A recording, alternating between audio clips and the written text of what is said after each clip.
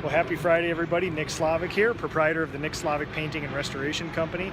Also, the host of Ask a Painter Live. It's a weekly live Facebook show where I use my over 2 decades of experience as an entrepreneur and a craftsman to answer any of your questions. Now, for homeowners, this is a forum where you can ask professional painters from across the world anything you've ever wanted to ask. And for pros, we are here for entrepreneurship, apprenticeship, hiring, marketing, business, coding science, everything there. So Chad and Alicia, thank you so much for watching. Today we are on DuPont Avenue in historic Minneapolis here. 2 of my crews are working on this to get this historic home up to speed here. We're going to talk about PDCA standards and how to use them to avoid paint failures, and we're also going to talk about the basics of restoring an old house like this. So this will be an abbreviated show. Philip, thank you so much. Yeah, sorry guys, I had an economic gardening session today, so I'm coming in way more formal than I normally do for people who see this. So any of your guys' questions, any of your suggestions, please type them in down below. I love Joe, civilian clothes. I appreciate all that, guys. This is going to be an interactive show. I'm going to run through 2 quick things, and then we can kind of talk about some topics and things like that. So, okay. Number 1, the PDCA, the Painting and Decorating Contractor question of the week. The Painting and Decorating Contractors of America is the largest collection of professional paint business entrepreneurs, probably in the world. And they're nice enough to underwrite this show, pass the content on to other contractors, and also provide some content. And they wrote me a question this week and asked me how I use the PDCA standards, the industry standards, to get around paint failures. So the PDCA standards, if you never read them before, it has a little bit to do with some coating science stuff about painter's caulk and what is a good stable substrate. It also has a lot to do with who's responsible for what. So it's basically like laying the field. It's not out there saying the paint contractor, this is going to safeguard your rear end. It basically lays out, if you're working with a general or a client or something else, who's responsible for what. And some of the most important stuff in there, it actually just lays out like what is a paintable stable substrate. Melissa, how's it going? Thank you for watching. And some of it has to do with, do you need to get a carpenter in here first? Is something dry? Is it stable? Is it sound? Is it flat? There's no gloss on it. Is it clean? Things like that. And one of the things that I use the most is those basic systems of when you how do you use those standards to get around paint failures. If you basically start with a good substrate, if you read what the standards say about what is a substrate and follow that, you'll find that basically make sure it's stable, it's not going to fall off the house, make sure it's not rotten, make sure it's dry, make sure it's clean, and make sure it's dull to the touch. And then you go ahead and do and start your coating process. So also the basics. Hey guys, how's it going? I'm doing a quick thing here. I'll be done in just a second. So yeah, the basics of restoring an old house like this. So when I get a call to, thank you to the PDCA for sending in the questions here and passing it along. And thank you for everybody for watching. The kindest thing you can do for a show like this is to share it along with other people. Some homeowners and contractors can all come here and watch this together. So the basics of restoring an old house like this, and my apologies, the client just showed up there. So I'm gonna make this an even more abbreviated show because we got some business to talk here. But the basics of restoring an old house like this is, number 1, have you done it before? So when you meet with a client, you want to be able to tell them with assurance that this is how I do it, this is what I've done, this is what we've done in the past. This house actually came from word of mouth right down the block. We restored another kind of a stucco Tudor home here last year, and by a kind of collateral damage, we got this one. So what we do is when we meet with a client, I make a very, very detailed estimate about what specifically wants to be done on the house. I'll separate siding, trim, windows, window repair, doors, everything, itemize it all, because these projects are intricate. There's a lot of moving pieces, and a lot of the times the homeowners do them in phases. So I give them as much information as I can to guide their decision about it. Now, the actual process of doing this, it helps to have a background of knowledge with historical houses, especially if you're going to guide your client with colors, which I do. I love advising on the colors in these houses very much, and it's part of one of the services that I do for this here. So the first thing is, when you get a house older than 1978, you're going to have lead. I don't even test for it anymore. Once in a while we'll run a swab on just to include with the test, but otherwise we go through the full RRP program on lead renovation for these houses. And we do side-by-side inside.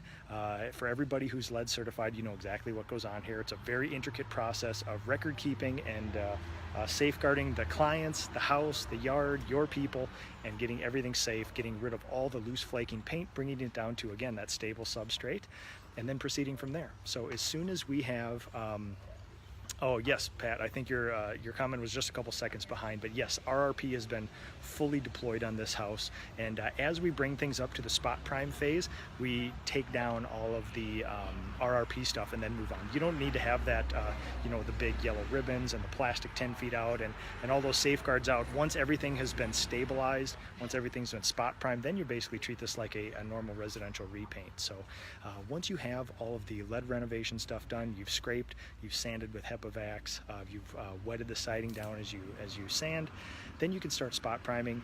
We've switched to a water-based system over the last 3 years.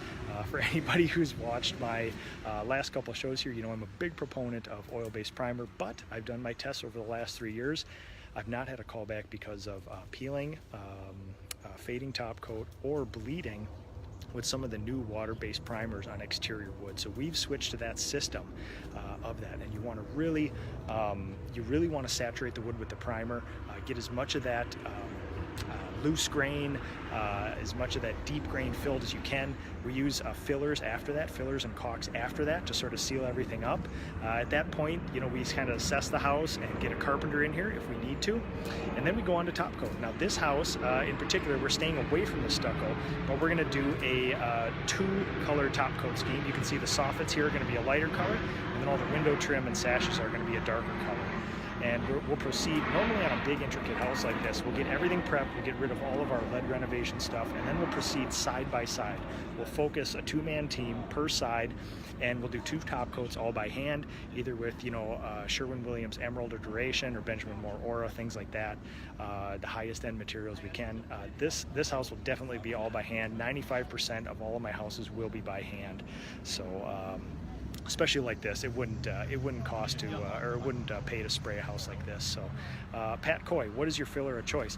I tell you what, actually on this job site, this is the first job site I've experimented with it, but 3M sent me a whole case of super quick dry 2-part wood filler. And supposedly this stuff dries in about 15 or 20 minutes, sandable just after that. So we're experimenting here with really good results. In the past, I've done a lot of my large-scale restorations with 3M 2-part stuff. Everybody makes a lot of good wood fillers, but for hardness, speed, and sandability, which are 3 things that are very important to me with fillers, 3M makes 2 good products with that.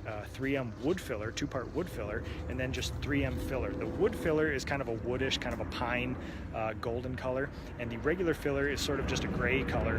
Honestly, both of them I've used interchangeably. If you're doing outside stuff, I would probably use the gray stuff just in case. The wood filler is still really good too. The project that I won a national award for last year, we used copious amounts of that stuff on a whole bunch of windowsills and historic wood pieces all over. I spent probably 2 or 3 days myself just repairing bottoms of window casings and things like that, because the wood is good and it was from the late 1800s. It just had that just enough rot where it wasn't worth replacing, but it was worth digging out, stabilizing, and then going forward with filler. And another important part is stabilizing the wood before you use the filler. So when we attack a little area with some rot, like maybe there's a piece on the baseboard up here, we'll dig it all out down to stable wood, and at that point, if too much is gone, we'll have a carpenter come in and fix it. If not, we'll actually use a stabilizer, a clear, quick-drying stabilizer from 3M that they include in these kits, and we stabilize the wood. I put multiple coats. I flood that stuff on over the course of about an hour, give or take, to just seal in all those wood fibers. A lot of times you have some jagged wood fibers and things like that.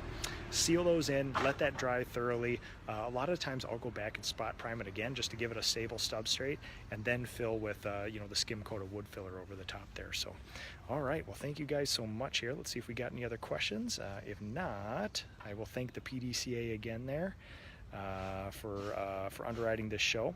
We've had a very interesting week here. My 21st apprentice comes on next Monday. We will be at full force, and we'll be breaking up into about 7 or 8 crews next week. And yeah, I just thought I was up here for economic gardening today. I just thought I would stop by this one. This is such a cool old house here. You know, I was only about 15 minutes away. So yeah, I'm gonna, let's see, we got another question here. Pat Coy, sorry, phone call coming in here. What was the filler you're using when you won the national award? How do you feel about Bondo? Yeah, I just covered that part there. Bondo is what everybody uses, but for the life of me, I cannot get that stuff to sand. It is perfect for automotive stuff. It is not great for whatever I use it for. It's great. It's hard. It doesn't do all that great in big lumps, so if you have a big place to fill, it doesn't do all that great. If you're just barely skimming areas, standard automotive Bondo is good, but it is so tough to sand, and especially if you get the proportion of hardener and the regular stuff good, it's super hard to sand. But the other two fillers I mentioned are basically the same thing. They're all made by Bondo, which is a 3M company here. Don Taylor, that's very nice of you. All the 3M stuff that I mentioned, 3M makes Bondo. Bondo is a 3M brand, so it's not, is Bondo better than this? It's all about what product is right for the thing there. So Dan Livingston, what's your product of choice for treating mildew on stained cedar siding? I'd love to know if you're going to do something to it after, or you're just trying to get rid of it. And its simplest method, like when a client or a homeowner asks me, like, hey, I got some mildew on the north side of my house. It's either black powdery mildew or the green stuff that grows. How do I get rid of it? And I'll say, well, if you're going to paint it, you can do a lot more caustic things to it. But if you don't want to affect the color of the siding and stuff, what you can do is take a gallon of water, a cup of bleach, and 4 ounces of liquid TSP. Mix all that together, and that's a great solution where you're not going to kill a lot of plants. You're probably not going to discolor any shingles. You're not going to ruin your clothes. And then that'll basically treat it. Dan Livingston, probably going to the semi-transparent or a solid. Yeah, you can, if you're going to do something to this after, I use something a little more. I'm a big fan of using oxalic acid.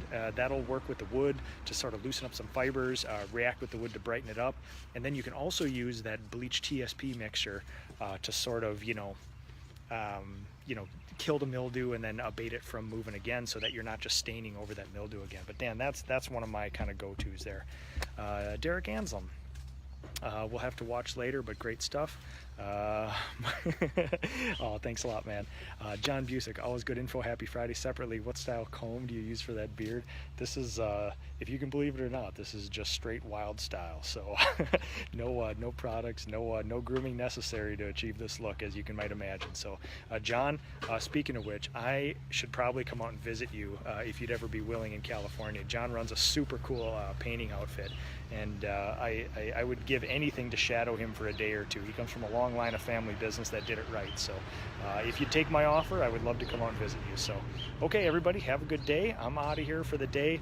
Thank you so much for watching. Share the show with other people if you like it, and then yeah, we'll get with you next week. If anybody has any topic suggestions for the show, we can talk about those. If you have any other questions too, write those in, and we can take care of those on a later show. Thank you to the PDCA for underwriting this show and sharing it with its contractors. For PDCA members, all of my shows are archived in their education section of their website, and you can access them anytime. Also, you can search for me on YouTube, either Ask a Painter or Nick Slavik, and you'll find the entire history of Ask a Painter on there, from show number 1, which was almost 2 years ago, to I think what we're on number 5 now. So I think we just passed our 2-year anniversary, where I have not missed a show in 2 years. Every Friday I've done one of these shows for the last 2 years. So thank you, everybody there, and have a great weekend, and have some fun with your families, and be nice to your apprentices too. So talk to you later.